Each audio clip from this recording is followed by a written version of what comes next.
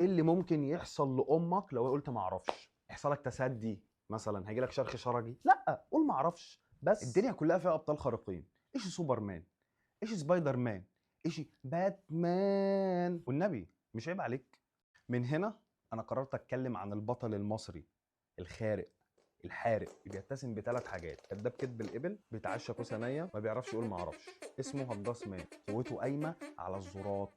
بطلنا ربيع اتولد ونشأ في القرية الذكية، حيث يتسم أهل القرية دي بالمعرفة السطحية لمجريات الأمور. شوف يا أخي، قرية بس ذكية ومحدش بيقول للتاني فيها يا فلاح. ربيع بطل قصتنا نشأ في بيئة أهلها ما بيسمحوش لطفل تحت ال 30 سنة إن هو يعبر عن نفسه أو يقول رأيه.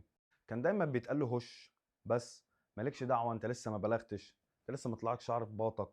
ربيع للأسف لما تم 22 سنة وتخرج من كلية الجياصة قسم هبدولوجي، قرر إن هو يتمرد ويخرج عن المألوف عنده في المجتمع. لكن انا لازم ابقى اتنشن، انا لازم كل الناس تسمع صوتي.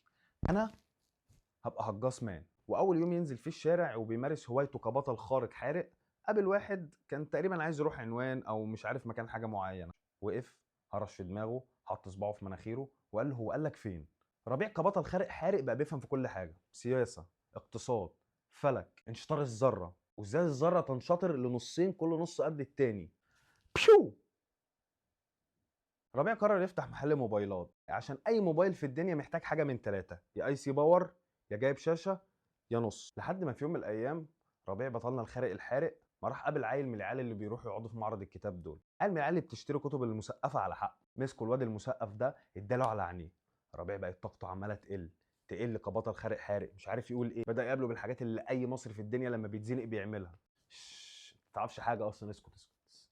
يا واحد شاي، انا عايز واحد شاي. مش سامعاك، اوه مش سامعاك، اوه. لحد ما طاقة ربيع بدأت تقل، صوت الزرطة بدأ يقل لحد ما بقت عاملة كده.